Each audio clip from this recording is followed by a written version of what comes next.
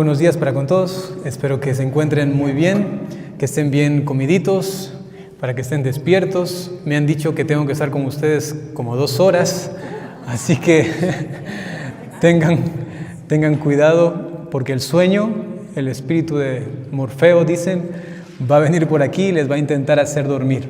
Entonces esténse atentos, si ven que alguien está por ahí durmiéndose, el que está al lado, le da un codazo, le jala la oreja, yo qué sé. Ayúdense para estar pendientes, ¿ya? Yo sé que no es fácil, imagínense, si quizá hay personas que están acostumbradas a las aulas y estar escuchando a un profesor, solamente los que son muy entretenidos como que a uno le mantienen despiertos, pero hay otros que nos hacen dormir. Y yo no soy un showman, ¿no? Para nada, yo no sé hacer un espectáculo, no sé entretener a la gente.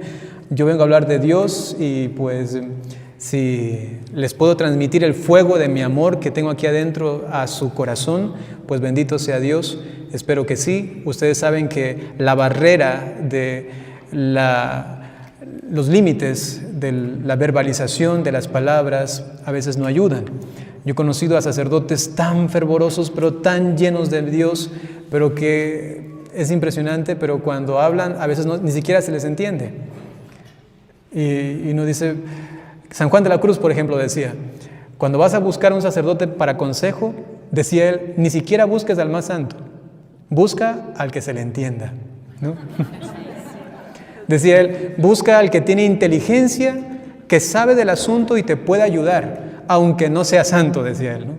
Porque su inteligencia, su capacidad de razonar y luego de transmitir eso, es importante para que tú entiendas. Y decía él, si hay alguien santo, muy santo, pero en cambio no puede comunicarlo, admiramos su santidad, pero no le vamos a entender, ¿no? Entonces vamos a pedir al Señor que hoy día nos ayude a entender lo que yo pueda transmitirle a ustedes, pues bendito sea Dios. El lema de este encuentro es justamente Jesús, la Eucaristía, como el corazón de Jesús, ¿no? Es el pan de vida. Así que les voy a hablar de esto. Esto que para mí es lo más grande, por lo que yo he decidido ser sacerdote, por lo que he decidido perseverar en este objetivo, por lo que me mantengo y por lo que quiero vivir y morir para hacerlo así, inclusive en toda la eternidad. Es la Eucaristía. No hay que darle vueltas, no hay que darle como más rodeos. Es lo esencial, lo fundamental y lo más importante. Si te llegas a enamorar de la Eucaristía, fuiste ya a lo más importante. Bendito Dios. Para ello entonces les pido, vamos a hacer una pequeña oración. En el nombre del Padre y del Hijo y del Espíritu Santo.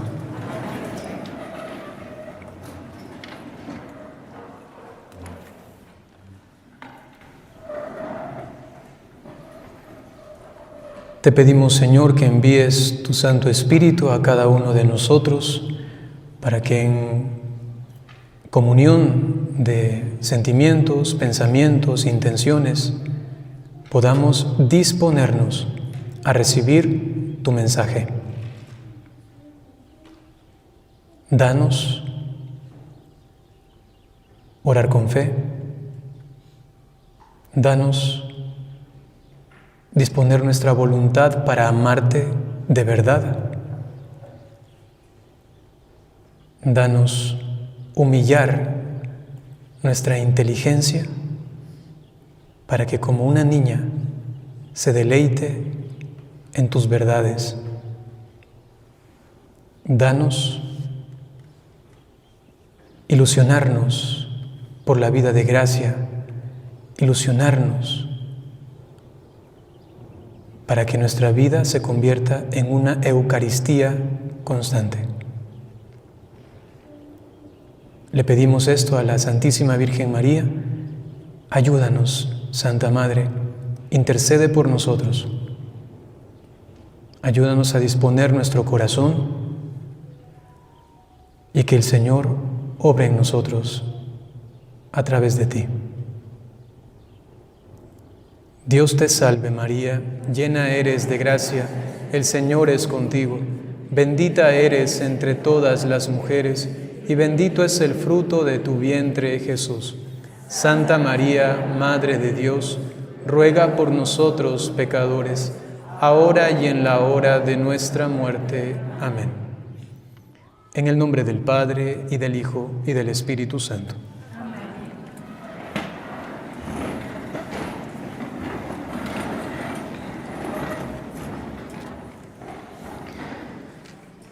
Bien, queridos hermanos, vamos a hablar del desarrollo histórico de la devoción a la Eucaristía. La Eucaristía no siempre ha sido adorada, no siempre ha sido dada en culto como lo tenemos el día de hoy. Esto ha ido variando, ha ido cambiando. Vamos entonces a hacer un recorrido histórico.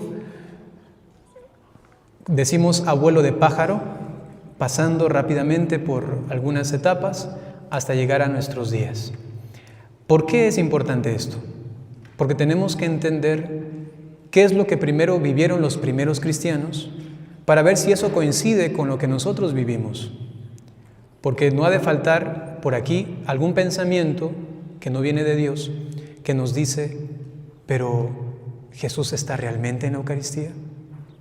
O quizá que nos dice, pero quizá esta es la verdadera iglesia, y no será más bien la luterana, la calvinista, y así, porque estamos en un mundo donde escuchamos muchas cosas, y a veces no podemos dar razones, y cuando la razón ignora la verdad, la voluntad tiembla.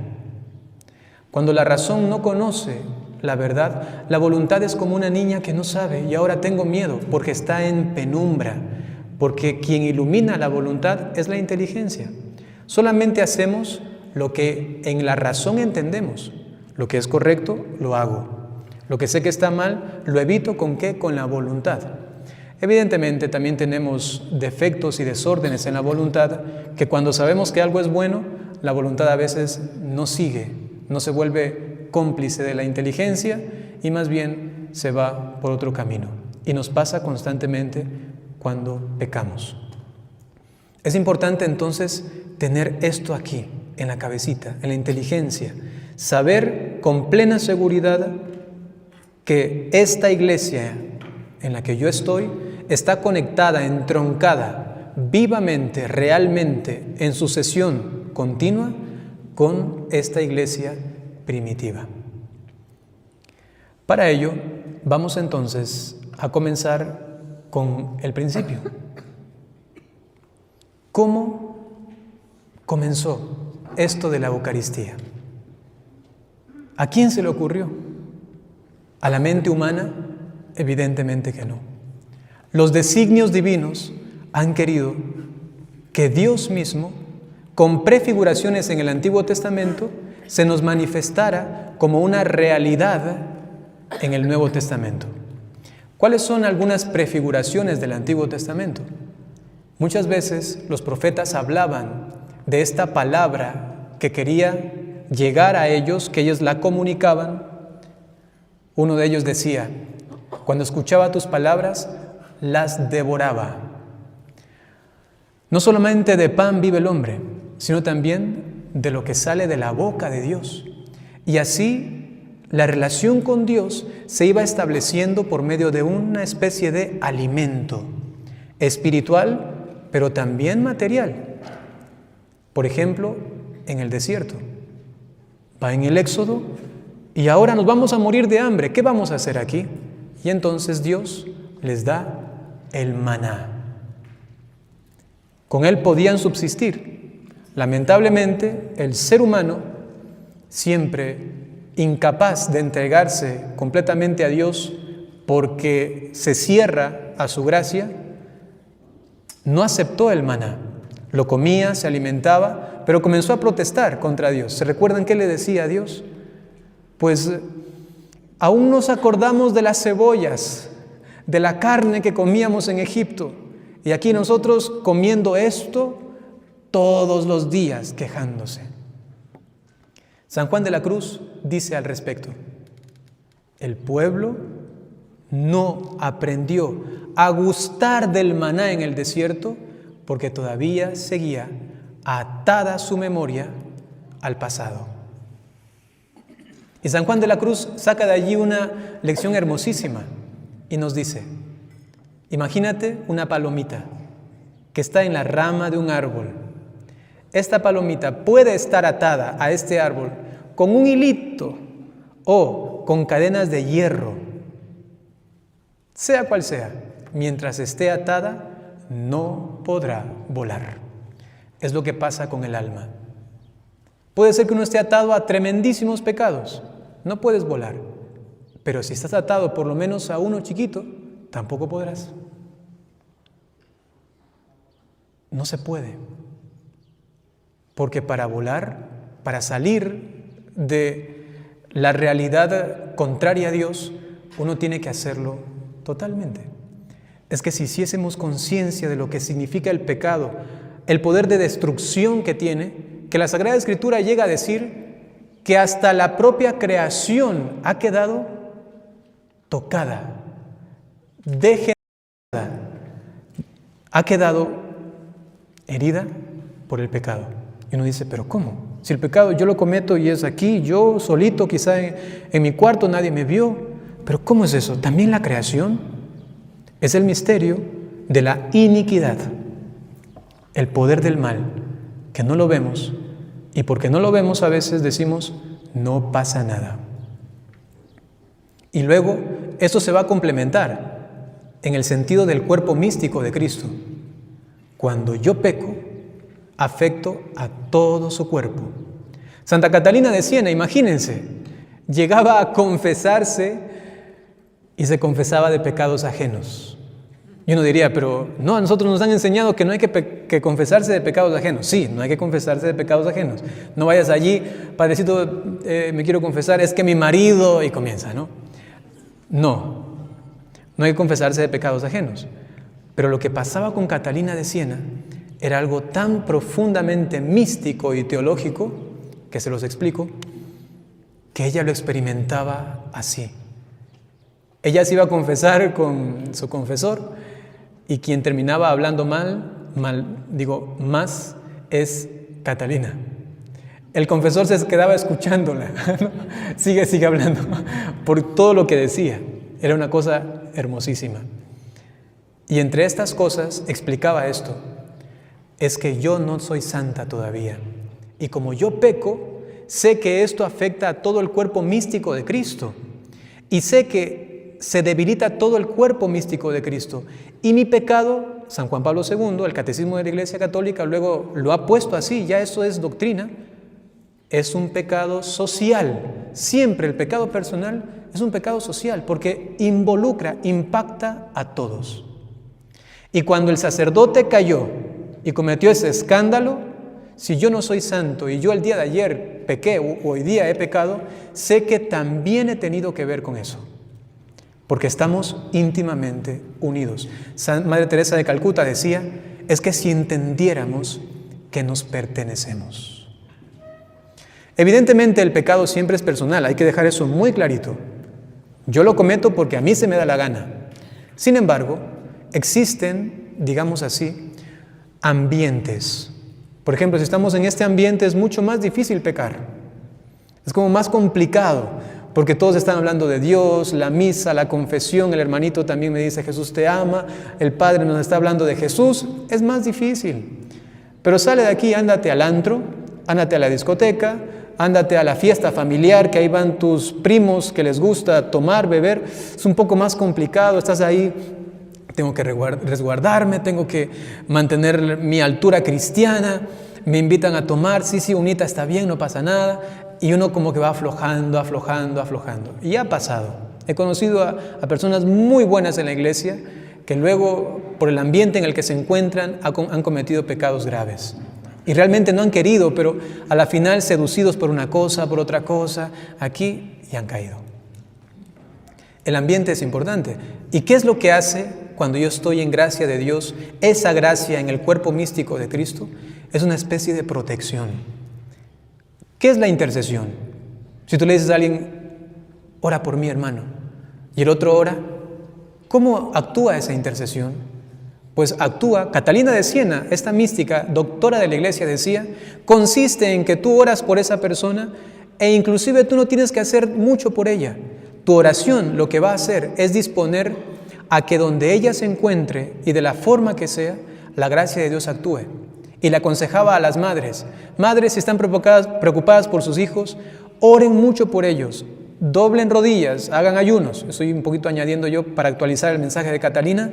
Recen el rosario y el resto, vayan a misa, ofrezcan las comuniones por él, por su hijo, por tu hija y entrégalo a Dios. Y no es tanto lo que tú vas a hacer directamente con él, dice Catalina de Siena, sino lo que va a pasar en su vida, por el ambiente, por tu intercesión, por el contexto que estás creando, que entonces puede llegar un amigo, tienen una conversación profunda y comienza a replantearse su vida.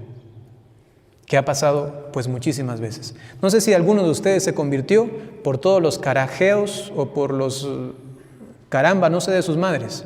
No sé. A mí eso no pasó, ni de mi papá.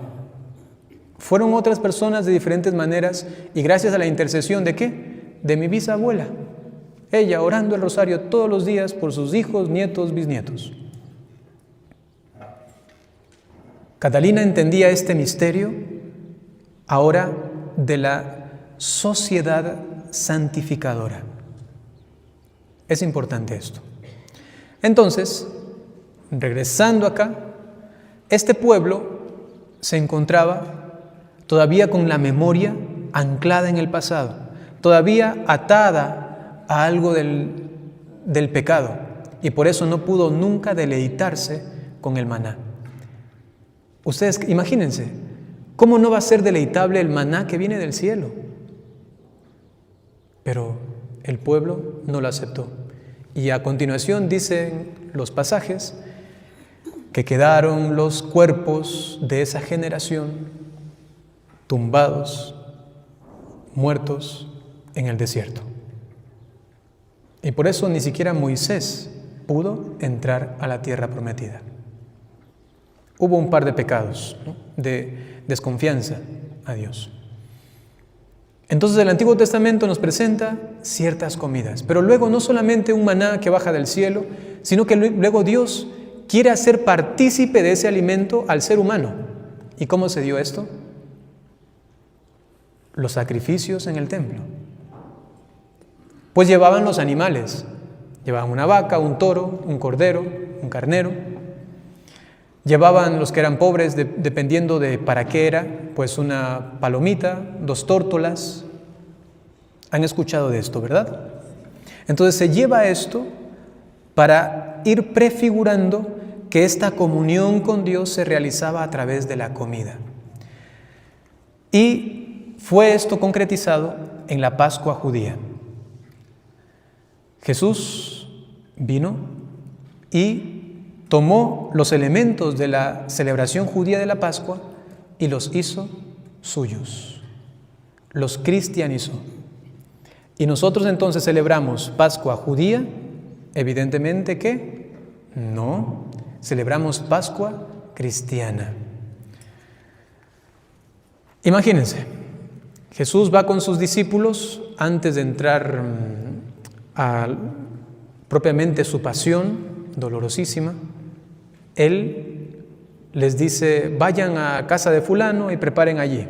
Encontrarán lo siguiente.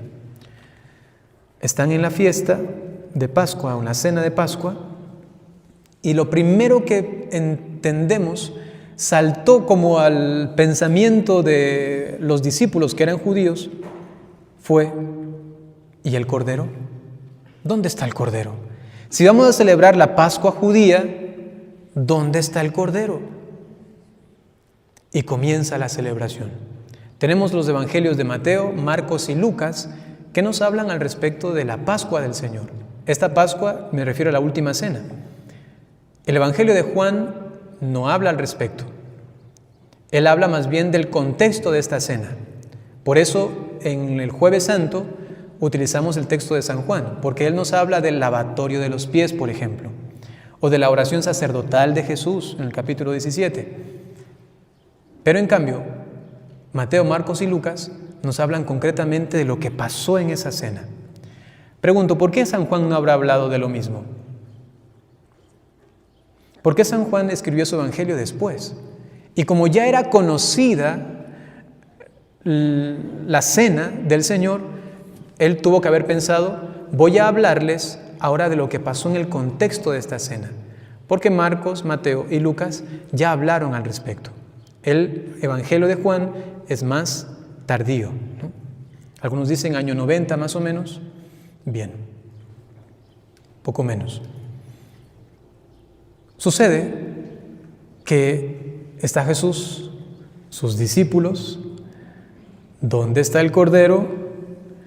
Y comienza la cena como típicamente era. Vamos a ver si reconocen lo que les voy a decir. Cuando Jesús estaba a la cena, él comenzó a insinuar que alguien le iba a traicionar. ¿Se acuerdan? Ese alguien era Judas. Pero comienzan a preguntarse por ahí, ¿seré acaso yo maestro? ¿Seré acaso yo maestro? ¿Cómo habrá dicho Judas? ¿Seré acaso yo maestro? ¿Y Jesús qué le habrá dicho? O sea, ¿qué habrá pensado Jesús por dentro? Pero Jesús se quedó en silencio, tranquilo, y lo que él dijo fue, a quien yo dé de este pan que moje en el plato, ese es. Y dice el Evangelio que inmediatamente entró el bocado, el pan en su boca, se le metió el diablo. Entonces Jesús dio la Eucaristía a alguien que estaba en un pecado mortal. ¿Cómo se entiende esto? Hay que saber qué es la Pascua judía. Entendamos estos elementos. La Pascua judía constaba de diferentes jalels. ¿Qué son esto? El jalel, miren, aleluya, ¿no? Aleluya. ¿Saben qué significa aleluya? No, ¿quién les dijo eso? Aleluya, de su etimología hebrea. Aleluya. Halel, viene de Halel. Halel significa bendición, ¿no? Entonces, ¿qué significa aleluya? Aleluya significa, es un imperativo, significa bendecid al Señor, a Dios, al Elohim, ¿no? A Yahvé. Bendice al Señor, es decir, alábalo, es decir, regocíjate en Él, ¿no? Eso es aleluya. Entonces, habían 4 jalel en la cena de Pascua judía, que eran bendiciones de las copas que tenían. Tenían copas para beber. La tercera de ellas era el gran jalel y la cuarta consumaba la cena de Pascua. La primera y la segunda pues se iba tomando como una entrada, como una especie de aperitivos antes de propiamente comer el cordero. Entonces ubíquense, tenemos 4 copas, 4 bendiciones, imagínense la mesa, las copas, pero ¿qué más había allí? Habían aperitivos de pan, habían trocitos de pan que estaban allí. Les voy a mencionar 2 elementos importantes, una salsa y había un recipiente con algo que ya les voy a mencionar. Había una salsa que era color marrón ladrillo, ¿sí? Y que cuando el judío remojaba el pan ahí en esa salsa y comía, esto era normalmente amargo, ¿sí? ¿Y a qué les recordaba? ¿Ladrillos? ¿A qué les recordaba? A las construcciones en Egipto. Entonces ellos hicieron todo un ritual hermosísimo para entender que les han sacado de Egipto y esa ha sido la Pascua. ¿Pascua qué significa? Como una especie de cambio, de paso, de transformación. Entonces salen de Egipto, pero para que se sienta la Pascua judía, tenían que tomar esto amargo, también habían unas hierbas amargas y el color ladrillo para recordar cuando fuimos esclavos. También había un recipiente con agua y sal que les recordaba las lágrimas, el sufrimiento. O sea, no solamente estábamos esclavos, porque hay esclavos que les gusta ser esclavos. Pegue nomás, pegue, eso, aquí estoy, te sirvo para... Y quería acentuar la Pascua judía, que era una esclavitud dolorosa, una esclavitud hiriente, de llanto. Sabiendo esto previo, ya vamos a ir a lo más adelante, sabiendo esto previo, uno va comenzando a entender, entonces no le dio el pan consagrado. ¿Qué le dio a Judas? Dice que cuando mojó el pan, cuando se celebra la Pascua, propiamente, el tomen y coman de él, Jesús no dice, tomen, remojen y coman. No dice eso. Y dice que les dio de comer, les dio de beber. Es decir, que no era que él remojaba y les daba, ¿no? Entonces uno comienza a entender, ya entendemos. Lo que pasó fue que Judas recibió el aperitivo inicial. Recibe esto y él, en su contumacia, en su insistencia de entregar al maestro, ni siquiera probando aquello que le recordaba su esclavitud y su sufrimiento, no quiso cambiar. Fue la última obra de misericordia para con Judas. El Señor le dice, prueba esto, recapacita. Y él, probándolo, se obstinó más, y un corazón obstinado y lleno de odio es una cuna para el demonio. El padre Gabriel Amorth, un gran exorcista, el exorcista del Vaticano, ya difunto, él decía que uno de los medios o de las puertas con las cuales dejamos entrar al demonio es justamente esa obstinación en el mal. O también, por ejemplo, cuando uno se obstina en el odio, no quiero perdonar, no quiero, pero sí puedes. No es que ahora digo, no puedo, no, pero o le creo a Jesús o te creo a ti. Él dice que sí puedes, ¿no? El Evangelio dice claramente, perdonen. Él dice que sí puedes, y tú me dices que no puedes, ¿a quién le creo?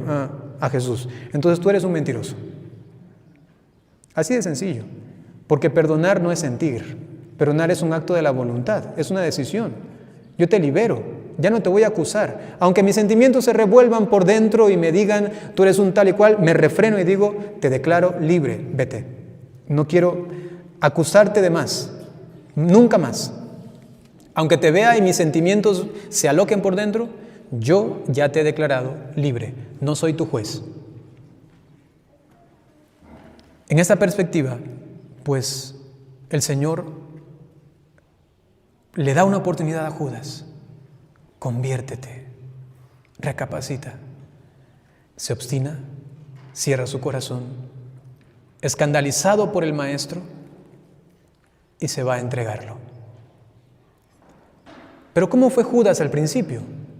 Al principio era así de malo, así de empecinado contra Jesús al punto de querer entregarlo. Pues no, él fue con los 12 a las misiones, digamos así, primeras, o las decisiones, a las misiones como de prueba que los mandó Jesús, vayan, y luego regresaron contentos, y todos decían, hemos sanado a la gente, hemos expulsado demonios, hemos curado y todo esto. Y ahí estaba Judas. Estaba ilusionado también por la obra del Maestro, pero comenzó a escandalizarse. Probablemente cuando Jesús dijo, el reino de los cielos es de los niños, Jesús dijo, Judas tuvo que haber dicho, ¿qué? De los niños. Pero mi concepción del reino de los cielos es otra, es fuerza, es derrumbar al imperio romano, es salir con caballos, con espadas, y que volvamos a la gloria del reinado de David. Eso es lo que yo quisiera. Pero Jesús diciendo, el reino de los cielos es de los niños. No dijo, es de los fuertes en caballos con espadas. Y después también Jesús dijo, irán por delante las prostitutas. Y Judas escandalizábase de a poco, probablemente. Llega un momento en el que no aguanta esto, no soporta. ¿Qué es esto? Este no es mi deseo, ese no es mi plan, esa no era mi meta. Yo había escuchado de un Mesías, pero del Mesías guerrillero. Al parecer, no lo eres. Y probablemente con muchas otras cosas que no sabemos, comenzó a alejarse de la voluntad del Maestro, hasta llegar a esto. Bien, entonces ya lo entienden más o menos. Están en la cena, les da y se va. En ese contexto de la cena también ocurren otros detalles que a veces los perdemos de vista. Pedro le dice a Juan, pregúntale, ¿no? Pregúntale. ¿Por qué será esto? Vamos a ver qué pasa en la cena judía. En la cena judía, el padre de familia dirigía la cena y tenía sus hijos y habían papeles para cada uno de los hijos, el mediano, y cada uno simbolizaba algo, el que era el más terco, el que era el más obediente, el curioso y el más pequeñito. El más pequeño era el que preguntaba al padre de familia, ¿por qué esta noche es distinta a todas las noches? Le preguntaba, tenía que preguntar, era parte del rito. Y entonces el padre de familia le respondía, porque hoy el Señor nos ha sacado de Egipto. Presten atención, no decía porque nos sacó de Egipto, porque fuimos sacados de Egipto, decía porque hoy. Grábense esto, es importante para la liturgia eucarística, la que nosotros celebramos. Para el judío, la memoria o el memorial o el recuerdo sagrado hace alusión no a algo que ocurrió, sino que ocurre a una actualización en el presente que irrumpe el presente y abre una esperanza al futuro. Para el judío eso es el memorial. Por eso decían, hoy nos ha sacado de Egipto. ¿Qué decimos en la misa? Ustedes van a responder, este es el sacramento de nuestra fe.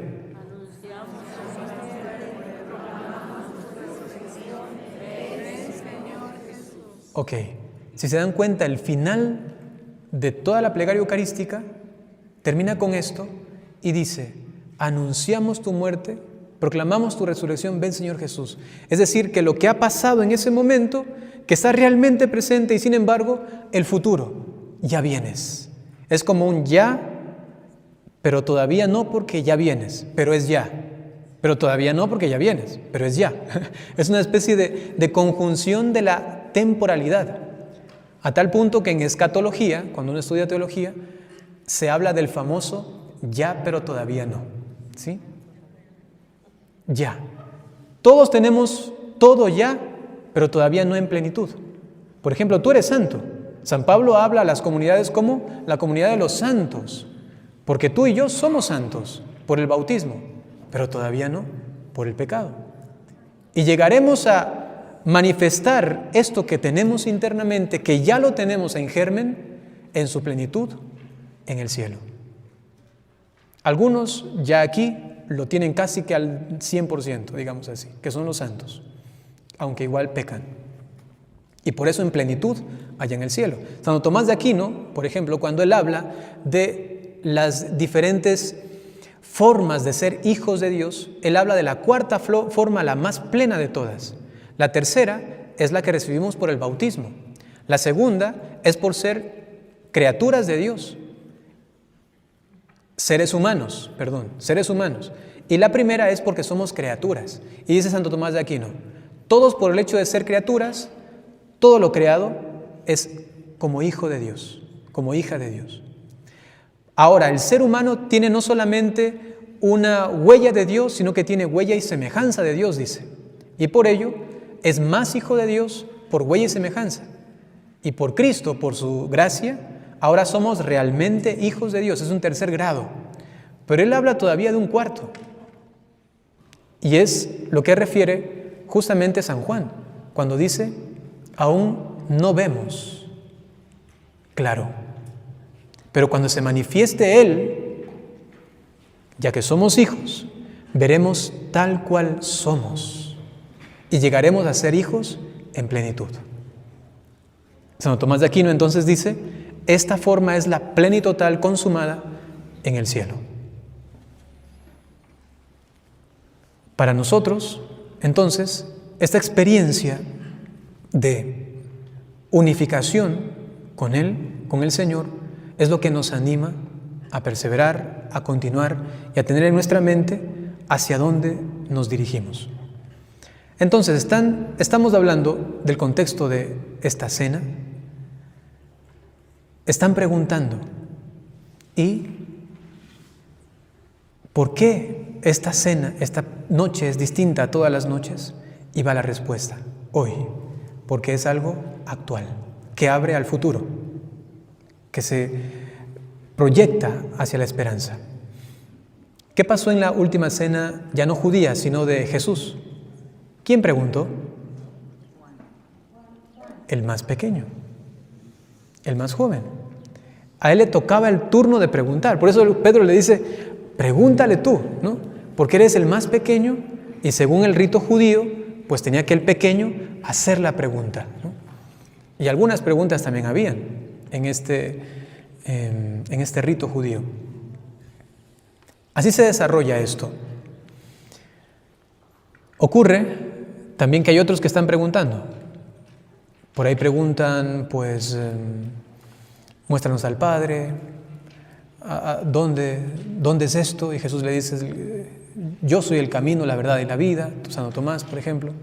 Hay todo, en el contexto de la cena, hay ciertos elementos que nos remontan a la cena judía. Y llegamos al punto más importante. Pasan los aperitivos, seguramente tomaban, habían algunos salmos de bendición. Llegan entonces a la tercera copa, que es el gran jalel. Pero para esto necesitaban también un cordero, sin mancha, ningún hueso quebrado, perfecto, de 1 año normalmente. Pero Pedro, Juan, Santiago, todos miran a su alrededor y se rascaban seguramente la cabeza y decían, ¿y dónde está el cordero? Pero si vamos a celebrar la Pascua, ¿dónde está el cordero? Y recordaban probablemente como un eco las palabras de San Juan el Bautista. Este es el Cordero de Dios. Bueno, el maestro ha traído pan, ¿ok?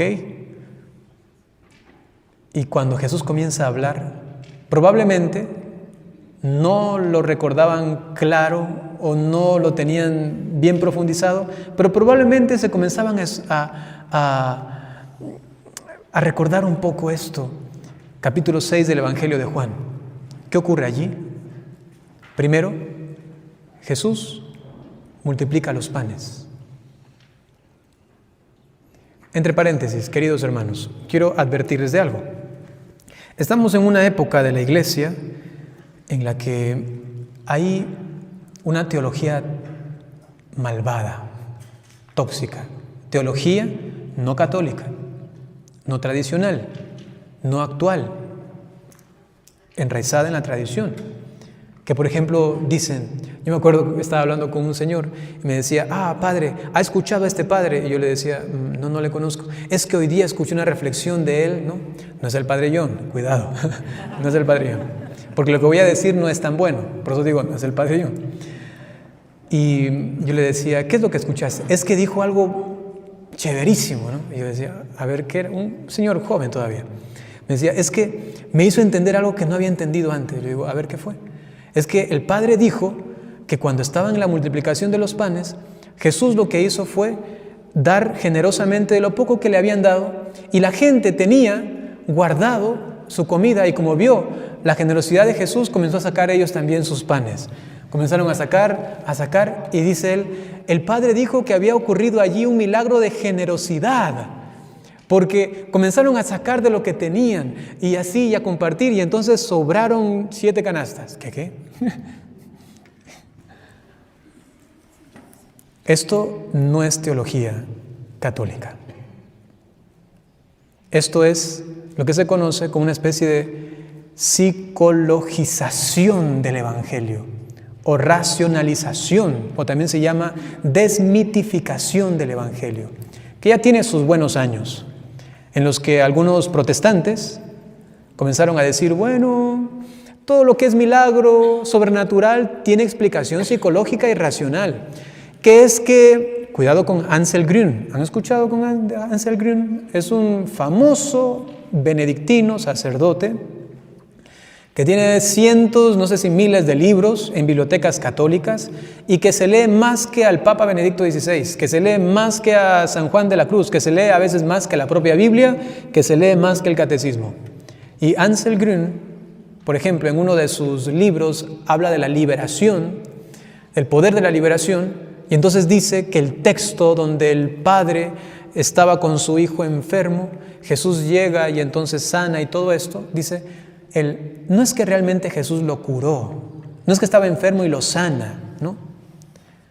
No es que estaba muerto y lo revive.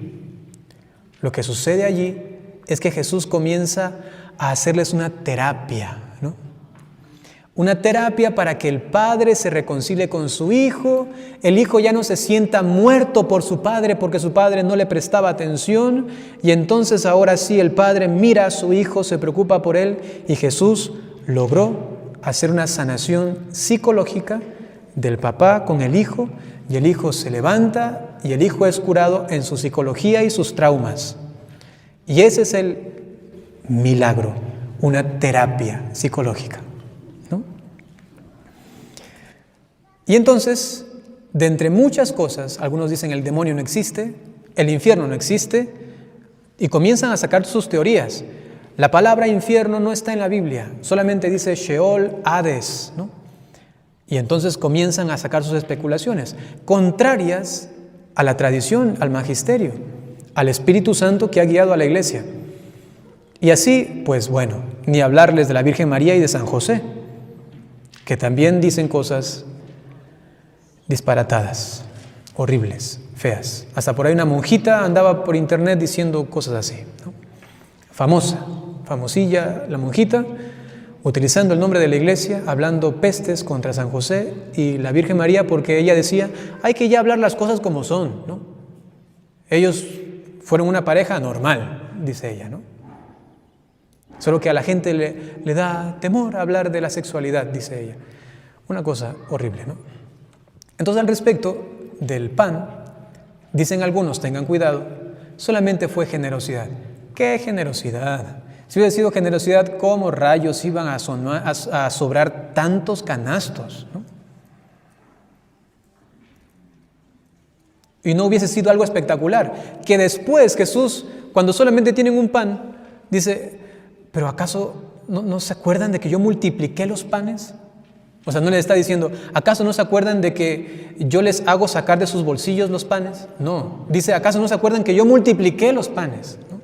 O sea, es inclusive en contra del sentido natural del texto. O sea, solamente alguien que lea así, con sus 5 sentidos, tranquilito esto, dice, ahí se ve claramente que se está hablando de algo sobrenatural. Pero entonces viene esta teología, estos estudiosos aparentemente, y lo que hacen es pésimas interpretaciones. Lo que yo les digo es lo que dice la iglesia. Y entonces aparece Jesús realizando un milagro, realmente un milagro. Cuidado que andan por ahí personas asombrándose, como le ocurría a este amigo mío, se asombraba de que ahora hay una interpretación nueva que es más humanista, porque te toca a ti. Ay, sí, qué bonito, generosidad, ¿no? Que claro que es bonita la generosidad, por supuesto que sí, pero es todavía más asombroso reconocer que existe un Dios que es capaz de hacer milagros, que es capaz de realizar que tu corazón cambie realmente y entonces realmente te hagas generoso, no solamente por un momento, porque le vi y le copio, a ver lo que él hizo yo también hago. Si fuera así, la gente no lo hubiese seguido a Jesús. Dice el texto que le seguían, ¿por qué? Porque les daba de comer, no dice porque les sacaba el pan, ¿no? Creo que eso está claro, solamente lo acentúo porque quizá por allí pueda haber alguien que todavía tenga esa intoxicación, ese virus de estas reflexiones, de estas teologías que no son católicas, ¿no? ¿Cuál es el mensaje? Jesús puede hacer lo que quiere con el pan. Sigue el capítulo 6. Están en la barca, Jesús no va con ellos y en la noche Jesús aparece caminando sobre las aguas. Piensan que es un fantasma, sale Pedro, ¿Qué significa? ¿Cuál es el mensaje de este segundo? Que también dicen algunos, no es que caminó sobre las aguas. Lo que pasa es que era una forma simbólica de decir Jesús está por encima del mal, porque las aguas simbolizan para los judíos la muerte. Entonces Jesús es un ser que está por encima de la muerte, nos viene a dar vida a todos nosotros, pero una vida así como rica, una vida sentirse bien, una vida libre, ¿no? Sin ataduras. No. Jesús caminó sobre las aguas. Luego, si quieres hacer una interpretación que se llama una interpretación alegórica, es posible, si es verdad, pero no saquemos el acto concreto. Jesucristo caminó sobre las aguas. Camina sobre las aguas. ¿Cuál es el mensaje? Jesús puede hacer lo que quiere con su cuerpo. Unan las dos cosas. Jesús puede hacer lo que quiera con el pan y Jesús puede hacer lo que quiere con su cuerpo. ¿Qué pasa más adelante en el capítulo 6? Jesús comienza a hablar de su cuerpo y del pan. Y comienza a decir, yo soy el pan vivo bajado del cielo. Qué hermoso. Así que no lo dudes. Si yo multipliqué panes, yo hago lo que quiera con el pan. Si yo caminé sobre las aguas, mi cuerpo fue capaz de realizar este prodigio sobrenatural, yo puedo hacer que ese pan se convierta en mi cuerpo. Este es justamente el sermón del pan de vida que leemos en el capítulo 6. Les pido de favor, si alguien no ha leído nunca el capítulo 6 del Evangelio de Juan, léalo detenidamente, saboréelo, acuérdense de lo que les estoy diciendo, léanlo, es hermosísimo. Si quieres ser realmente eucarístico, el Padre John nos decía, ¿la familia Osana es eucarística? No. ¿Pero cómo no va a ser eucarística? Decía él, ¿no?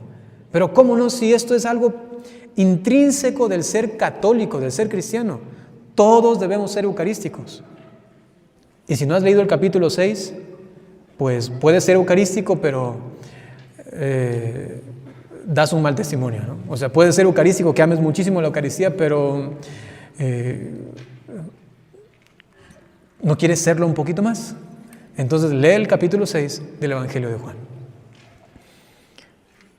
Quizá estas palabras, estos hechos, comenzaban a llegar al recuerdo de los discípulos. Están en la última cena. ¡Ah! Caray, está tomando el pan, lo que había dicho allá atrás en el capítulo 6. O sea, ellos no decían así, ¿no? Sino lo que había dicho hace tantas semanas. El pan, su cuerpo, y nos lo está dando a comer. Y luego tomando el cáliz lleno del fruto de la vid, pronuncia las palabras, hace la bendición, el jalel, el gran jalel, toma esta copa y se las da a sus discípulos. Ahí parece que se termina la cena, porque no dice que tomaron una cuarta copa. Pero Jesús dice algo interesante, que no tomará del fruto de la vid hasta que esté en el reino de los cielos. ¿Qué significa esto? La cuarta copa no la tomó en la última cena. ¿Qué significa esto? La Pascua continúa. No se les hace cositas aquí en la piel, a mí se me pone de gallina. La Pascua continúa. Algunos teólogos, les voy a comentar, interpretan que probablemente tomó de la cuarta copa cuando estuvo en la cruz y le dieron vinagre. Como es vinagre, vino, algunos teólogos dicen puede ser que allí, es una forma de explicar, se consuma con su muerte total, entregado totalmente. Ahí se consuma esta Pascua ahora judía, que tiene elementos, Pascua cristiana, que tiene elementos judíos, pero que es cristiana, porque ha reformado, ha llevado a plenitud el Antiguo Testamento. Probablemente en la cruz, dicen algunos teólogos, allí lo consumó. Algunos otros dicen que no, que esta cuarta copa es la que se realiza en la eternidad. Y por ello, nosotros estamos todavía inmersos en esa Pascua continua. ¿Sí? Y cuando lleguemos al cielo, porque dijo él, no beberé del fruto de la vid hasta que llegue al reino de los cielos, es decir, cuando nosotros lleguemos con él, ya que es un eterno presente, nos compartirá de esta cuarta copa y se consumará todo. ¿Verdad que es bonito? Esto lo viven, no lo entienden bien, como es más o menos. Sabemos que tus palabras son espíritu y es verdad. Comemos, dices que estás aquí presente, lo creemos. Aún medio locos ellos no entienden muy bien, pero por lo menos saben lo básico y así lo recibieron. Esta Pascua tuvo un efecto redentor. Les menciono esto porque también existen algunos teólogos, por ejemplo, Pagola. Pagola es un sacerdote español. Él escribe al respecto de la última cena y fíjense lo que dice. Dice él que la última cena no tuvo un carácter expiatorio. Solamente fue una comida. Y lo que hizo Jesús en la cruz es darnos un buen ejemplo. Punto. Un sacerdote español.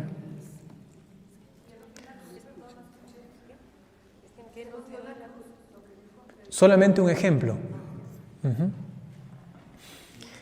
Miren, yo estuve recientemente en un encuentro de liturgia al respecto de la Eucaristía.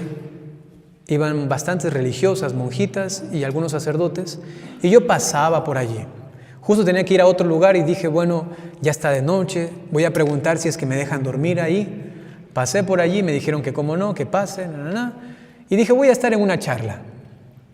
Me metí, estuve ahí atrás, sentado, escuchando, y este sacerdote, no les voy a decir de dónde, bueno, secretario de una conferencia episcopal, dice en la charla, todo estaba bien hasta que llegó a la Eucaristía. Y dice, la Eucaristía, hay que tener claro esto, decía él. Jesús, dice, está presente en la Eucaristía, pero Él realmente está en el cielo, ¿no? Yo dije, bueno, todavía lo que ha dicho es salvable. Veamos si es que lo acomoda para que se entienda bien. Vamos a ver. Y dice, ahí hay una presencia solamente, pero Él realmente está en el cielo. Esto lo leemos en el Evangelio, dice él, que justamente está sentado a la diestra de Dios Padre. Y yo decía, a ver, explica un poquito más, o si no ya levanto la mano. Y comenzaba a decir, así como está presente en ti y en ti, o en el pobre, así está presente Jesús en la Eucaristía. Y ahí sí yo, se acabó esto. Levanté la mano y le pregunté, ya que estábamos hablando entre sacerdotes, yo creería que él me iba a entender, y le dije, ¿usted cree en la transubstanciación? Y me dijo, transubstanciación, transignificación, cada uno puede entenderlo como quiere. ¿Saben lo que es la transubstanciación? Es la conversión de la sustancia. Transformación de la sustancia del pan. ¿En qué se transforma la sustancia del pan? En el cuerpo de Cristo, en Cristo mismo, ¿no? Hay que recordar que para el judío, cuando se menciona cuerpo, se menciona sangre, hace alusión a todo el ser, ¿no? A todo el ser. Inclusive se dice que en la sangre estaba la vida, estaba el alma misma, ¿no? O sea, el ser mismo, el íntimo. ¿Saben lo que es la transignificación? Eso es doctrina protestante. Hay algunos protestantes que celebran la Pascua cristiana y creen en la transignificación. ¿Qué significa esto? Que solamente es un significado, que significa, que representa. Algunos de ellos inclusive llegan a decir que realmente está, pero solamente mientras están celebrando. Se acaba el rito y ya no está. Cosas raras, ¿no? Cosas raras. Si está, está, y si no está, no está, pues. Y entonces la transignificación es una doctrina protestante de aquellos que celebran esto, y lamentablemente un liturgista de una conferencia episcopal, significa de un país, dice transignificación, transubstanciación, como uno quiera lo puede entender, ¿no? Eso es tremendo. Tremendo. Tremendísimo. Les cuento por qué esto. Porque de las cosas más grandes y elevadas, más hermosas y bonitas, mejor dicho, la más, es la Eucaristía. Y si el demonio quiere algo en contra de nosotros, es que nos apartemos de ella. ¿Qué pasó con Martín Lutero? Ocurre el cisma de Occidente y se comenzó a alejar de la Eucaristía. Comenzó a sacar todos los sacramentos, pum, pum, pum, pum, uno por uno, todos. Luego vino Calvino, Zwinglio, y comenzaron a sacar los sacramentos. Quedó por último el bautismo. Y hasta actualmente ya ni el bautismo. Dicen algunos protestantes, solamente es un rito de iniciación. No hay un cambio ontológico. No hay una transformación del ser. Solamente es un rito de iniciación. Por eso si te vas a la otra iglesia, allá también tienes que bautizarte. Si te sales de los católicos, tienes que bautizarte ahora con nosotros, ¿no? Los sacramentos al suelo. Y de entre ellos, el principal, la Eucaristía. Y eso también se da entre nosotros. En sus parroquias seguramente verán a que la gente ya no cree en la Eucaristía. Hace unos 8 años, cuando recién comenzaba yo a hacer videos, que no los subía a internet, que los tenía por ahí guardaditos, hicimos una encuesta, salimos con jóvenes a preguntar a la gente de un pueblito, donde la gente va bastante a misa, a preguntarle si creía realmente que Jesús estaba en la Eucaristía, y más del 60% dijo que así, que está, dijo que no. Que no. Les digo esto otra vez, hermanos, para que ustedes estén vacunados contra esas cosas, para que se hagan fuertes delante de ciertas artimañas que se presentan. Bien, este es el misterio más grande que tenemos y es un sacramento. ¿Por qué sacramento? La definición de sacramento es un signo visible de una realidad invisible. Un signo visible de una realidad invisible. ¿Cómo se llamaba ese milagro que ocurre? La palabra filosófica teológica, transubstanciación. Transubstanciación.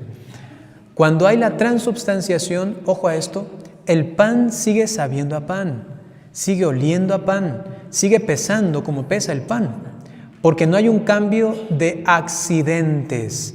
En filosofía, la filosofía tomista, metafísica, aristotélica, dice que el ser básicamente tiene naturaleza, sustancia y accidentes, también la esencia. Bueno, no vamos a entrar en esto, pero solamente para explicarles, los accidentes son aquellos elementos que reposan en nuestra sustancia, lo que nos hacen identificar nuestra sustancia. Entonces ustedes me ven y yo soy niño o niña.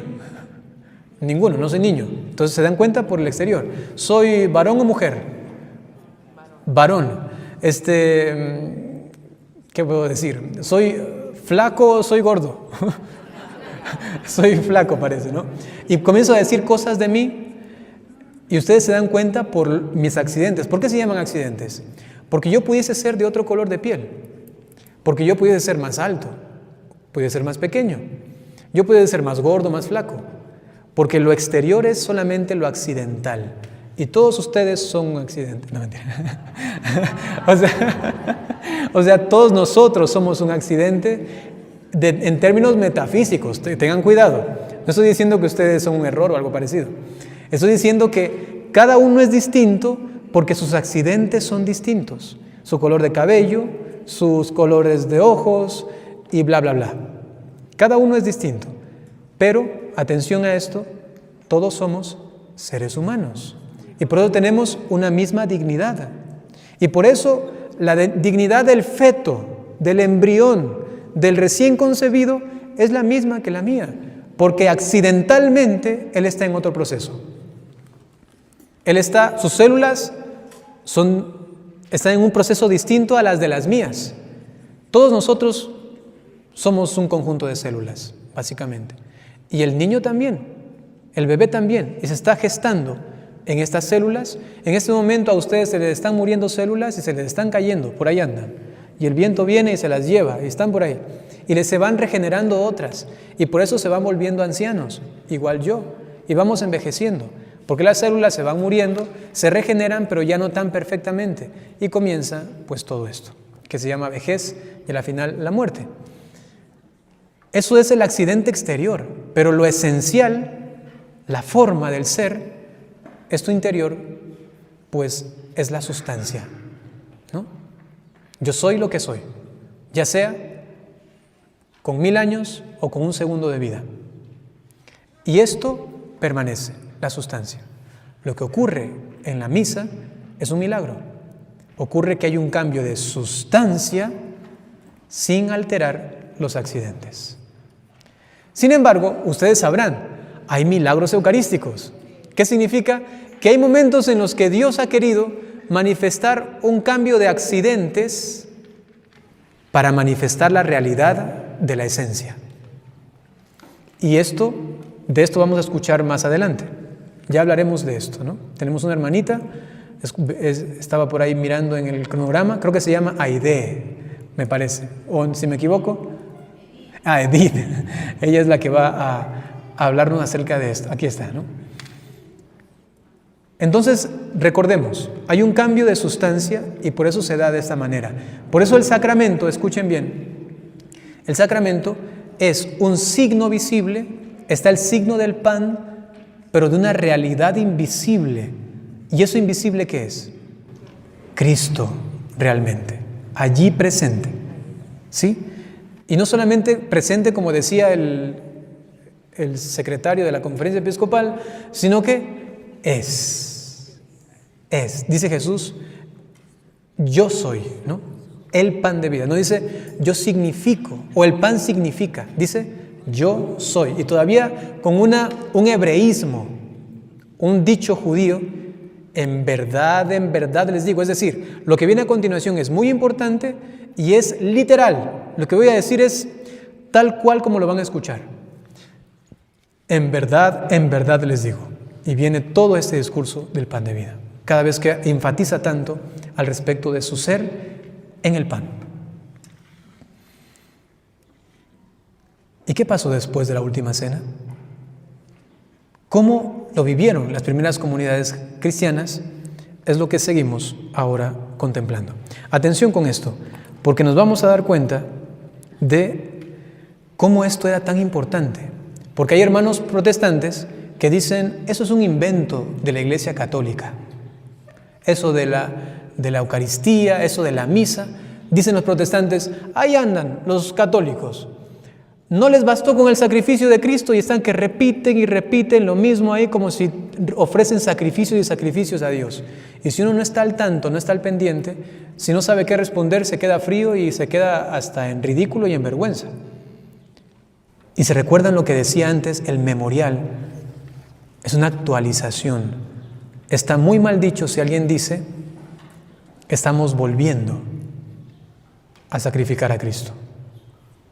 De manera poética se podría decir, como una especie así de, no sé, hoy el Señor ha vuelto a mirarte a los ojos y ha derramado su sangre por ti, de manera poética, pero de forma literal no. No es que otra vez, no. Recuerden, carta a los Hebreos, Jesús está en el nuevo templo construido no con mano humana, ofreciendo continuamente su único sacrificio. ¿Y qué hacemos aquí en la tierra? Perpetuamos ese único sacrificio. Y por ello se debería decir que ¿cuántas misas hemos celebrado hasta el día de hoy? Solo una. Ya celebramos en la mañana, ayer celebramos, mañana celebraremos, pero será una sola misa, no es otra. Un solo sacrificio. Los protestantes, a veces nos jalonean con esto. Vamos a mirar qué era muy importante y de qué forma lo entendían los primeros cristianos. Comienzan a tener las apariciones del resucitado. Hay unas fracciones del pan, ¿se acuerdan? Se les aparece a los discípulos de Emaús lo reconocieron en la fracción del pan. Previamente a la fracción del pan, ¿qué había? Se encuentran con un forastero, ¿no? Va por ahí. ¿Acaso eres tú el único que no sabe lo que ha pasado en Jerusalén? Que Jesús, lleno de obras y palabras, y a la final nos ha dejado tristes porque se murió. Y ahora, aquí andamos cabizbajos, caminando. Y Jesús, dice el texto, comienza a explicarles las Escrituras. Luego de explicarles las Escrituras, se les abre el entendimiento. Y una vez que entienden, comen. Siempre es así. Miren los demás textos, Jesús les abre el entendimiento. Les abre el entendimiento. Palabra, entendimiento, comida.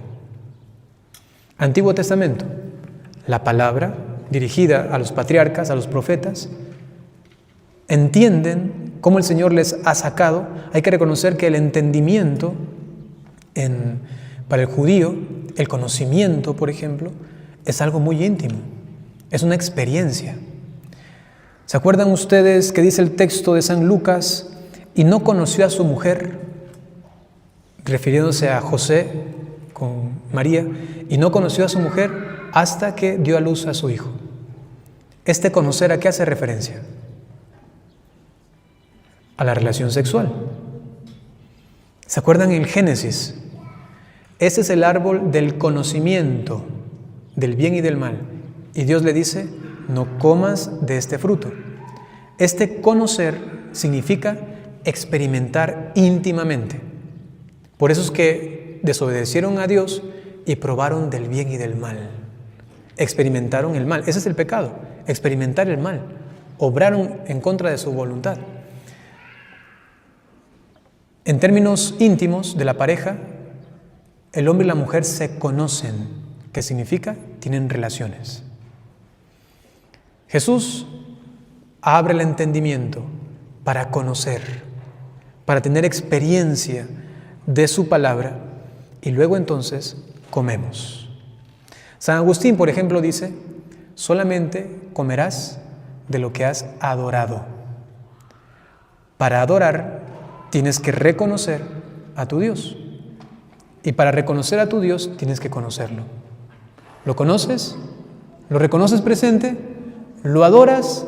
Y entonces lo puedes comer. Así dice San Agustín. Para comerlo tienes que primero adorarlo. Los primeros cristianos comenzaron a guardar este mandato. Jesús dijo al final de la última cena, hagan esto en memoria mía, en memorial mío. Si esto es una memoria y para el judío era una actualización que abría a una esperanza futura, tenían que hacerlo. Y por eso los Hechos de los Apóstoles nos dice que se reunían los domingos no solamente a la oración, no solamente a escuchar la enseñanza de los apóstoles, no solamente a estar en comunidad, sino que también a la fracción del pan. Era algo propio de las primeras comunidades. ¿Qué nos dice San Pablo? Más adelante, no sé si ustedes han escuchado la carta a los Corintios. Por allí dice San Pablo en el capítulo 11, escuchen bien esto es muy importante para entender la repercusión que tenía la Eucaristía para los primeros cristianos. Versículo 23. Primera de Corintios, capítulo 11, versículo 23. Porque yo recibí, acuérdense de esto, recibí. ¿Qué es esto? Cuando uno recibe, ¿en qué se transforma? Es como, en latín me parece que es tradere, ¿no? Tradere es entregar. Y el otro, recibe. Tradere se transforma luego también para nosotros en la lengua española en tradición. La tradición es aquello que se da, que se transmite y que se recibe. Y luego yo se lo transmito a su generación y su generación la transmite a la otra y la otra y la otra, y eso crea una tradición. Dice San Pablo, lo que yo recibí. Primera pista, ya para San Pablo era una tradición. Algo importante. ¿De qué manera era una tradición? Dice él, porque yo recibí del Señor lo que les he transmitido. O sea, no solamente se quedó en él, sino que ahora él, como lo recibió, lo intenta transmitir. 2 puntos. Y dice, que el Señor Jesús la noche en que fue entregado tomó pan y después de dar gracias lo partió y dijo, este es mi cuerpo que se da por ustedes, hagan esto en memoria de mí. Asimismo también la copa después de cenar diciendo, esta copa es la nueva alianza. ¿Se acuerdan que los antiguos alimentos rituales era para entrar en comunión? Eran sacrificios de expiación, holocaustos, del perdón de los pecados. Nueva alianza, ya no con la Pascua antigua, la nueva Pascua. Esto va a ser lo total, lo consumado. Dice por ello, esta copa es la nueva alianza en mi sangre. Cuantas veces la bebieran, háganlo en conmemoración de mí. Y continúa. Pues cada vez que comen de este pan y beben de esta copa, anuncian la muerte del Señor hasta que venga. Y continúa. Por tanto, quien coma el pan o beba la copa del Señor indignamente, será reo del cuerpo y de la sangre del Señor. Es decir, no solamente recibió ya algo como tradición, sino que, cuidado con esto, está diciendo que esto que están comiendo implica condenación o salvación. Aquel que come indignamente es reo del cuerpo y de la sangre del Señor. No es una tradición cualquiera. ¿Qué sigue diciendo? Examínese, pues cada cual, y coma así el pan y beba de la copa. Pues quien come y bebe, va a insistir ahora más fuertemente, pues quien come y bebe sin discernir el cuerpo, come y bebe su propia condenación.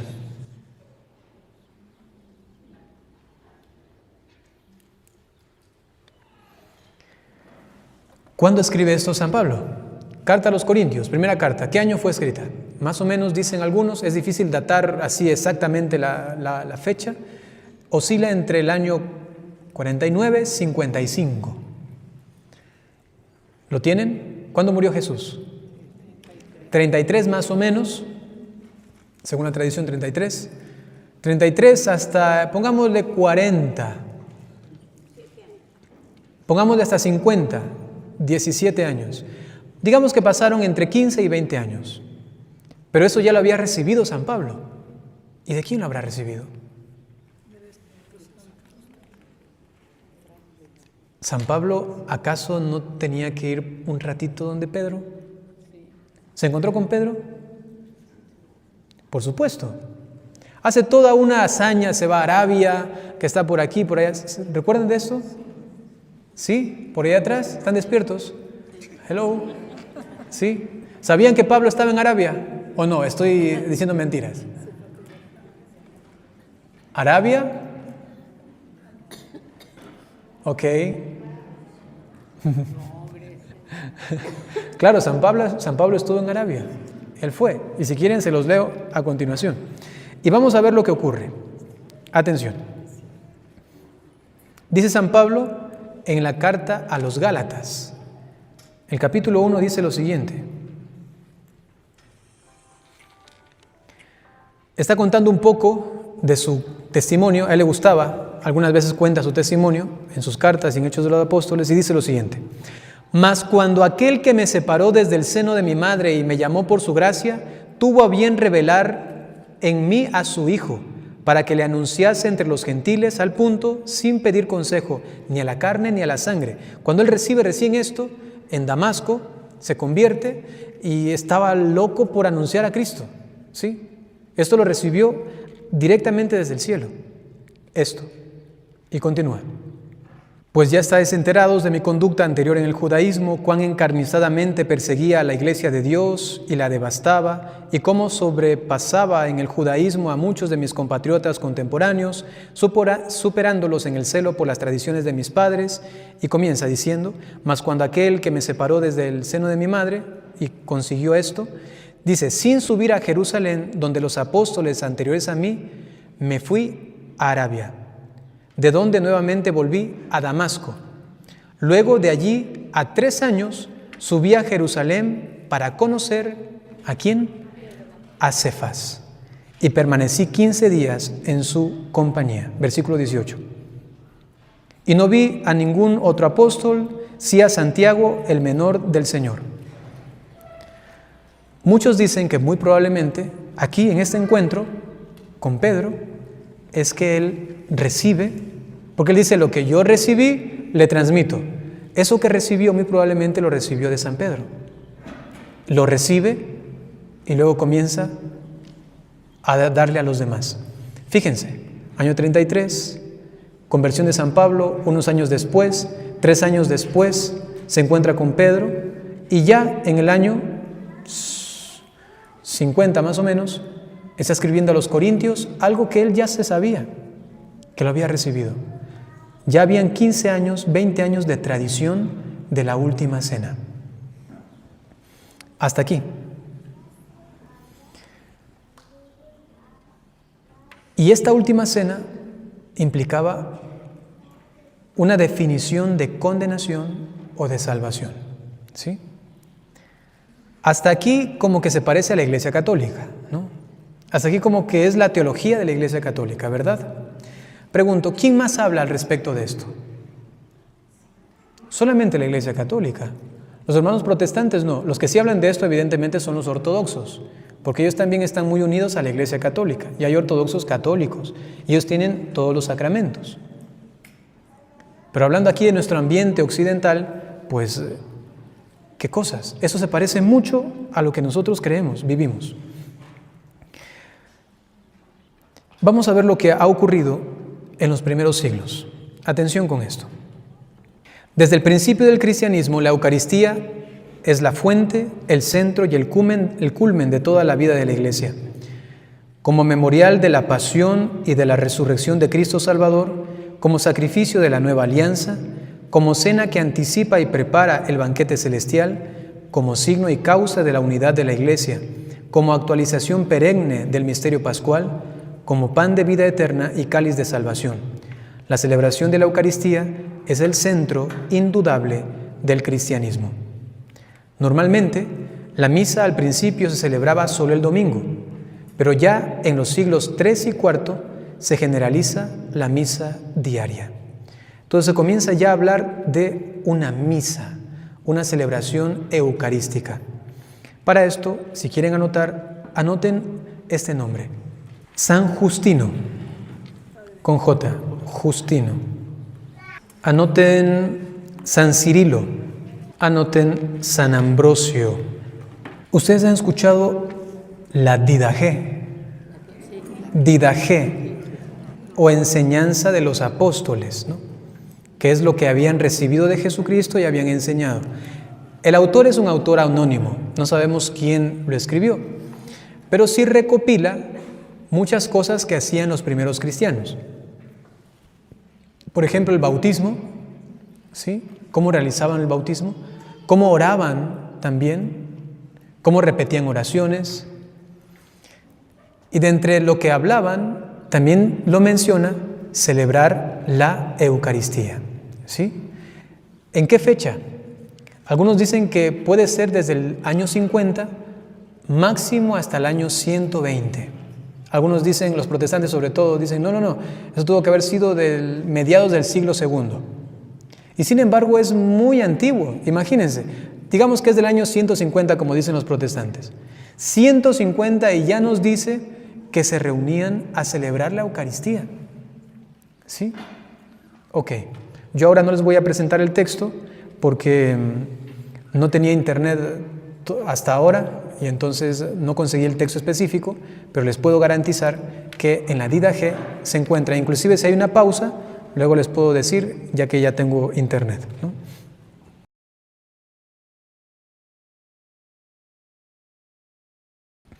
Ahora bien, entonces sepan esto de la didaqué. Primero Jesús, año 33, luego San Pablo, alrededor del año 50, luego la didaqué, entre el año 50, vamos a decir que como dicen los protestantes, hasta el año 150, que ya hablan de un testimonio de la Eucaristía. Pero les tengo que decir algo.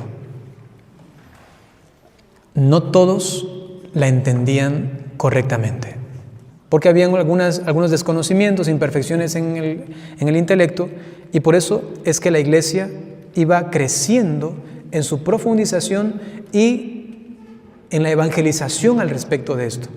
Porque no es tan fácil, hermanos, creer en la Eucaristía. Miren, yo quizá lo que voy a decir es muy fuerte, pero yo de ustedes estaría en el Santísimo ahorita, en vez de estar escuchándome a mí.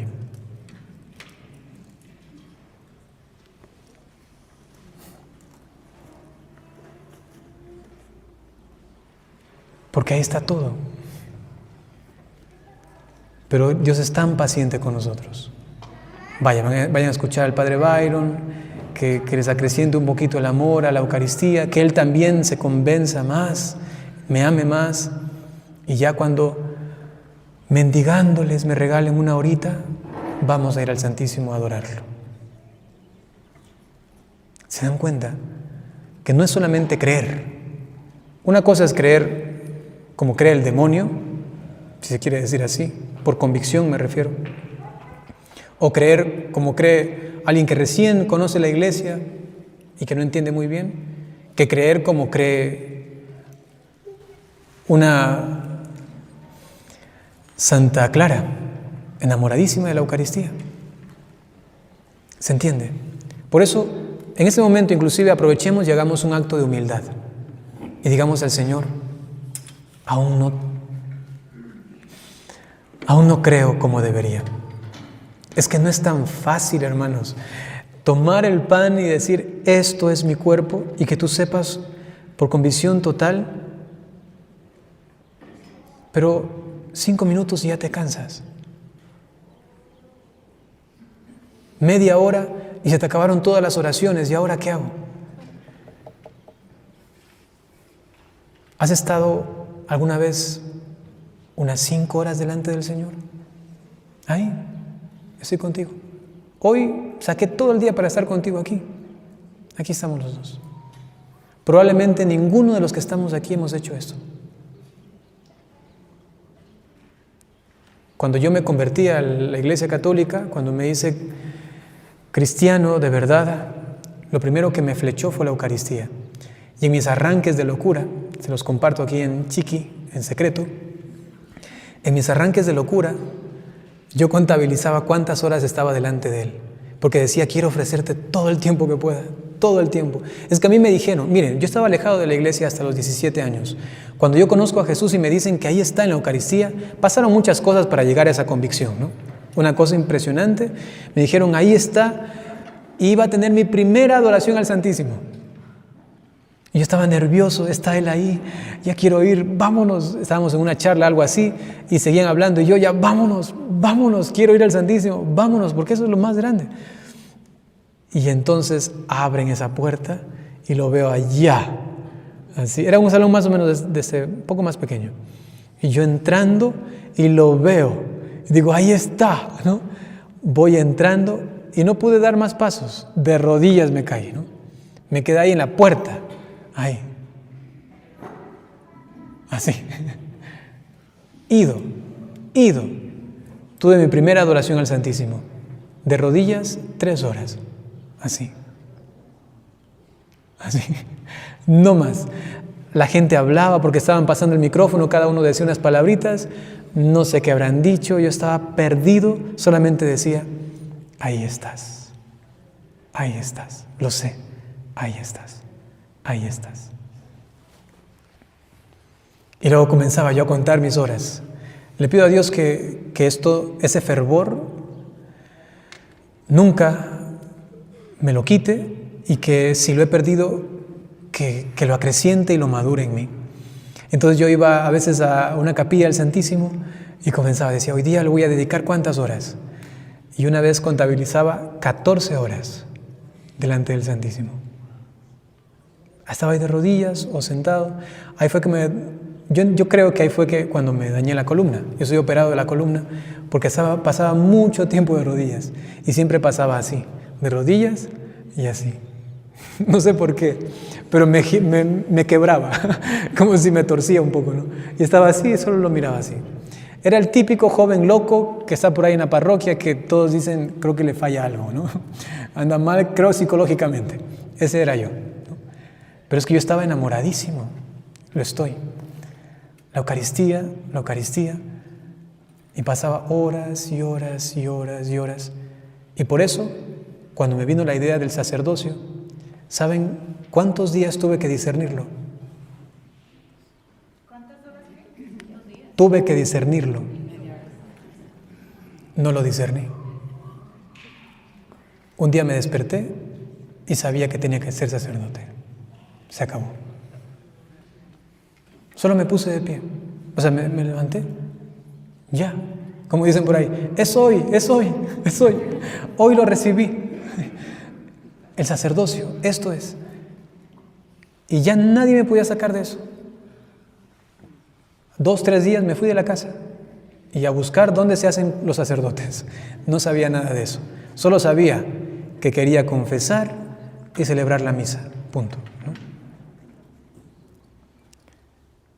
Esto para mí ha sido un regalo demasiado grande. Esto para mí, o sea, si yo hubiese comenzado a hacer un proceso, entenderlo y todo eso, yo estaría casado y divorciado y con 3 hijos por ahí, por allá, segurísimo, conociéndome como yo era antes. Y tuvo que hacerlo así el Señor, porque si no, no había forma, probablemente no había otra forma. Pero recuerden, yo creí como niño. Dije, ahí está, ya, se acabó, no me moleste, ahí está, ya, se acabó. Eso es lo primero, lo principal. Por eso estoy en mi comunidad, que es contemplativa. Tenemos adoración al Santísimo, tenemos una regla de vida y todo esto, ¿no? Les comparto esto porque no es fácil. Yo hasta el día de hoy, bendito sea Dios, nunca he dudado. He tenido una experiencia muy grande, muy fuerte, una convicción muy grande. Nunca he dudado. Pero no me sorprendería, conociéndome, que un día lo vaya a hacer. Porque todavía soy pecador. Y cuando yo veo a muchos jóvenes, a muchas personas que les cuesta creer, que yo les veo, por ejemplo, les hablo de la Eucaristía, o que ellos vienen y me comentan, hay esa cosa que recibí. Y yo así como, no sé cómo explicarle despacito, mira, es que aquí. Y yo digo, para mí es como un misterio, ¿cómo llegan a creer? Les estoy abriendo un poquito mi pensamiento. ¿Cómo es que la gente llega a creer? Si no les pasa lo que a mí me pasó, yo muchas veces pienso, ¿cómo llegan a creer? Esta convicción, este reconocimiento de que realmente, y todo lo que esto conlleva a la vida, y me duele, pienso y me esfuerzo e intento comunicarles, ahí está, ahí, pero ¿qué más les puedo decir? Y entonces entiendo, es una obra de Dios. Por eso, solamente dispónganse, solamente abran su corazón, solamente oren con fe y díganle al Señor, Señor, aumenta mi fe en la Eucaristía, quiero reconocerte, quiero adorarte. Y luego viene toda una espiritualidad eucarística. ¿Cuál es la espiritualidad eucarística? Lo recibo y ahora lo quiero conservar aquí continuamente. Y lo puedo adorar. Esto lo dice Santa Isabel de la Trinidad, una santa carmelitana. Lo puedo adorar dentro de mí. Y ahora, ya no solamente en el templo, ya no solamente en la iglesia, cuando estaba ahí de rodillas, sino que ahora, mientras estoy caminando, mientras estoy manejando el coche, el carro, mientras estoy en un avión o estoy en un aeropuerto, o mientras estoy conversando con alguien, se pueda adorar a Cristo en el interior. Comienza a hacerse fructífera esta adoración a tal punto que se vuelve una vida. Es una vida continua de adoración al Señor, una vida eucarística. Pidamos del Señor que nos ayude a profundizar esto. Algunos no llegaban a creer convenientemente. Por ejemplo, les comento rápidamente, habían algunos sacerdotes que celebraban misas con muchas intenciones. Entonces tienen intenciones de misa, 20 intenciones de misa, listo. Y ahora, ¿cómo hago? Solo puedo ofrecer una intención por una misa. ¿Cómo hacemos? Y sacerdotes celebraban toda la liturgia, llegaban a la consagración y consagraban 20 veces. Para decir, le ofrezco el sacrificio 20 veces. Y entonces luego continuaba el final. A esos excesos. O habían sacerdotes, habían obispos que celebraban 7, 8 misas al día. Luego eso ha sido delimitado también por la Iglesia, porque se dan abusos, ¿no? No es tan fácil.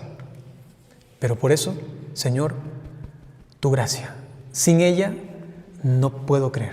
Sin ella, ¿cómo? La fe es una virtud teologal, significa que es algo que se infunde en nosotros, gracias a la gracia actuante.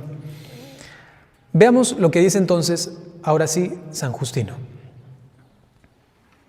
San Justino explica cómo se celebra la Eucaristía en los primeros siglos. Atención, veamos el recorrido, año 33, por ahí San Pablo, año 50, la Didache hasta el año 120, 150, y luego tenemos a San Justino, año 165, y si se dan cuenta, es toda una cadenita, todo está enlazado. San Justino, hablando al respecto de la Eucaristía, nos dice, y ustedes me dicen a ver si se parece o no a la Iglesia Católica, dice lo siguiente: se leen las memorias de los apóstoles y los escritos de los profetas. ¿Eso pasa en la misa? Continúa. Cuando el lector ha terminado, el que preside toma la palabra para incitar y exhortar a la imitación de las bellas cosas. Luego nos levantamos y oramos por nosotros. ¿Eso pasa en la misa? Y por todos los demás donde quiera que estén, a fin de que seamos hallados justos en nuestra vida y nuestras acciones, y seamos fieles a los mandamientos para alcanzar la salvación eterna. Luego se lleva al que preside, se le lleva el pan y una copa con vino y agua mezclados. El que preside los toma y eleva alabanzas y gloria al Padre del universo por el nombre del Hijo y del Espíritu Santo, y da gracias largamente porque hayamos sido juzgados dignos de estos dones. Es la presentación de las ofrendas, las alabanzas. Cuando el que preside ha hecho la acción de gracias y el pueblo ha respondido amén, los que entre nosotros se llaman diáconos distribuyen a todos los que están presentes el pan y el vino eucaristizados.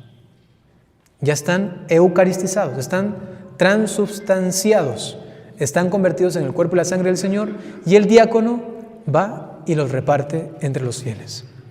Dicho sea de paso, por eso el diácono es un ministro ordinario, como el sacerdote, de dar la comunión, ¿sí? Porque a veces he visto que no se quieren ir a la fila del diácono, ¿no? No, vayan, él es ministro ordinario de la comunión, y los primeros cristianos así lo hacían, ¿sí? Continúa. Los apóstoles, en efecto, en sus tratados llamados evangelios, Justino, mediados del siglo II, los apóstoles en sus evangelios nos cuentan que así les fue mandado. Cuando Jesús, tomando pan y dando gracias, dijo: haced esto en conmemoración mía. Esto es mi cuerpo. Y luego, tomando del mismo modo en sus manos el cáliz, dio gracias y dijo: esta es mi sangre, dándoselo a ellos solos. Desde entonces, dice San Justino, desde entonces seguimos recordándonos unos a otros estas cosas. Y los que tenemos bienes acudimos en ayuda de otros que no los tienen y permanecemos unidos. Y siempre que presentamos nuestras ofrendas, alabamos al Creador de todo por medio de su Hijo Jesucristo y del Espíritu Santo. Esto nos dice San Justino en el año 165. ¿Qué nos dice San Cirilo de Alejandría? Atención, año 444. Tenemos otros textos, evidentemente, yo solamente he seleccionado unos cuantos. Dice: el cuerpo de Cristo vivifica a los que de él participan, aleja la muerte al hacerse presente en nosotros, sujetos a la muerte, y aparta la corrupción, ya que contiene en sí mismo la virtualidad necesaria para anularla totalmente. Así como cuando uno junta dos trozos de cera y los derrite por medio del fuego, de los dos se forma una sola cosa, así también, por la participación del cuerpo de Cristo y de su preciosa sangre, Él se une a nosotros y nosotros nos unimos a Él. Se nota que este sacrificio, esta Eucaristía, implica una unión íntima, una comunión entre el que comulga y el que es comulgado. Y por último, San Ambrosio dice lo siguiente: no se nos ofrece en la comunión el cuerpo de Cristo como premio, sino como comunicación de la gracia y de la vida celestial. Él también habla, eso es en el siglo IV, ¿no? Él murió en el año 397. San Ambrosio habla también, entonces, de la Eucaristía como un medio de gracia. Y solamente la gracia la da Cristo. Entonces se reconoce la presencia real, viva, de la gracia en la Eucaristía, que es el mismo Cristo. Hasta aquí lo que hemos visto es la concepción que se ha tenido al respecto de la Eucaristía hasta el siglo IV. Pero les voy a decir algo, siglo V. Hasta este momento, ¿ustedes han visto a alguno que haya hecho una procesión con el Santísimo? Atención, hasta el siglo V. ¿De lo que hemos hablado? No. ¿Por aquí hemos hablado de que había una capilla del Santísimo? ¿Por qué será? Porque la devoción eucarística va a comenzar a desarrollarse. Al principio no habían capillas del Santísimo, no habían procesiones con el Santísimo, no había bendición con el Santísimo. Al principio solamente se reservaba la Eucaristía ¿para quiénes? Para los prisioneros, para los enfermos. Y por ello, brevemente, les comento de este niño. ¿Se acuerdan de San Tarcisio? Él está en el siglo IV. En medio de la persecución, habían algunos perseguidos en algunas regiones, por algunos lapsos de tiempo, por diferentes emperadores romanos.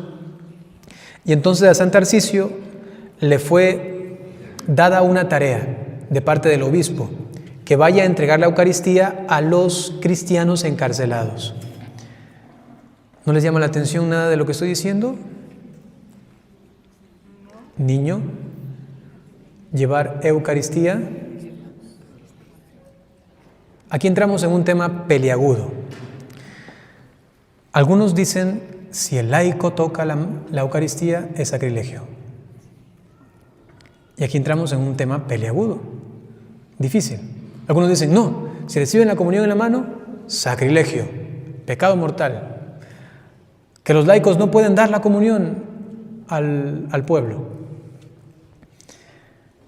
Si vamos viendo lo que ocurría en los primeros siglos, los laicos daban la comunión. Algunos se va a incomodar un poquito, ¿no? Pero no, a mí me dijo tal padre que eso era un sacrilegio. Vamos a hablar con la verdad. Y la verdad nos va a hacer libres. San Tarcisio, un niño llevando la comunión a los encarcelados. En este camino se encuentra con unos paganos, le dicen que le dé eso que él tiene, él no quiere, lo defiende, lo apalean, lo apedrean, vienen unos cristianos, lo recogen, muere, pero ha custodiado la Eucaristía.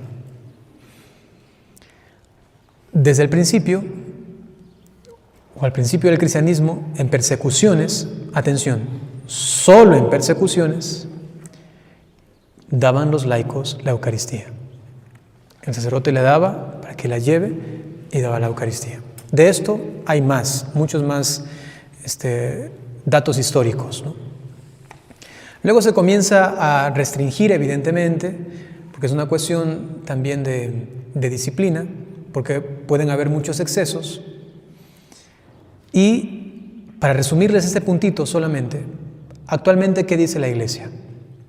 Y no es que esto viene recientemente, repito, durante toda la historia de la Iglesia, siempre los laicos han llevado la comunión a los enfermos y a los encarcelados, siempre. Ministro extraordinario solamente hay de la comunión, de la Eucaristía es solo el sacerdote y evidentemente el obispo.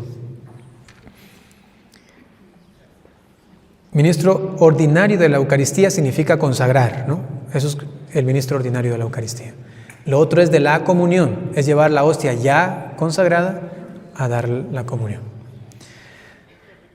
¿Qué dice la Iglesia actualmente? La Iglesia dice que en ciertas circunstancias extraordinarias, el laico entonces puede dar la comunión en situaciones extraordinarias.